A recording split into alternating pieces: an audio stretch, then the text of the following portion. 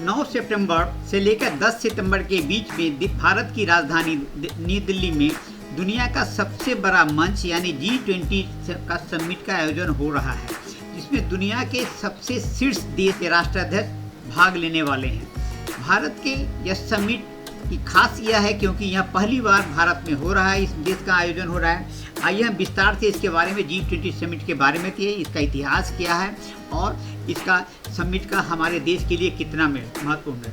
G20 दुनिया की सबसे बड़ी अर्थव्यवस्थाओं का अंतर्राष्ट्रीय समुदाय का एक मंच है, जिसमें 19 देश शामिल हैं। अब चलते हैं कि G20 समिट में भारत को क्या मिलने वाला है, क्या क्या मिलने वाला है, और हम सबका ये बहुत बड़ा मौका, क्योंकि भारत की अध्यक्षता में G20 की सम्मेलन हो रही है। दुनिया की जीडीपी की सबसे बड़ी हिस्सेदारी 85% फीसदी है, जिसके ये G20 देश ही इसको कमांड करते हैं, कंट्रोल करते हैं। सबसे ज़्यादा आबादी है, इस 85% का प्रोडक्शन होता है। अंतर्राष्ट्रीय व्यापार में इन सबकी सामूहिक हिस्सेदारी है और इसमें भारत का भी एक हिस्सेदारी होती है। दुनिया का सबसे बड़ी अर्थव्यवस्था कि इस समूह को अध्यक्षता भारत इस बार कर रहा है G20।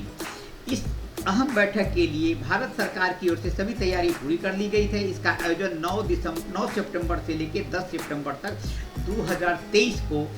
2 सितंबर 2023 को भारत की राजधानी दिल्ली में G20 समिट इन दिल्ली का भारत मेजबानी करने वाला है। ग्लोबल इकोनॉमी में करीब 80% जो है ज़्यादा से ज़्यादा प्रतिनिधित्व करने वाले G20 के सदस्य हैं। ये सदस्य कौन कौन है इसके बारे में हम बताएंगे। तो आते ही देश में कौन कौन से समिट है सदस्य, जो आपको मैं बता देता हूँ। G20 के ग्रुप में कौन कौन से सदस्य, चलिए मैं बताते हैं। भारत के अलावा अमेरिका, चीन, Britain, Japan, Germany, Mexico, France, रूस, Argentina, Australia, Canada, Brazil, Indonesia, दक्षिण कोरिया, इटली, सऊदी अरबिया, दक्षिण अफ्रीका, तुर्की, यूरोपियन यूनियन भी शामिल है।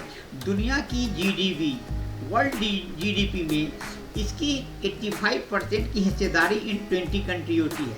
इसके अलावा G20 में दुनिया का कुल फीसदी का 85% प्रोडक्शन भी होता है और इंटरनेशनल मार्केट में इसकी हिस्सेदारी 75% है। ग्लोबल इकोनॉमी में G समूह का हिस्सेदारी के इन आंकड़ों को देखकर इसकी अहमियत का अंदाज़ा लगाया जा रहा है। इसकी अध्यक्षता करने से भारत को ग्रुप के सदस्यों के साथ व्यापारिक संबंधों को और मजबूत करने में मदद मिलेगी।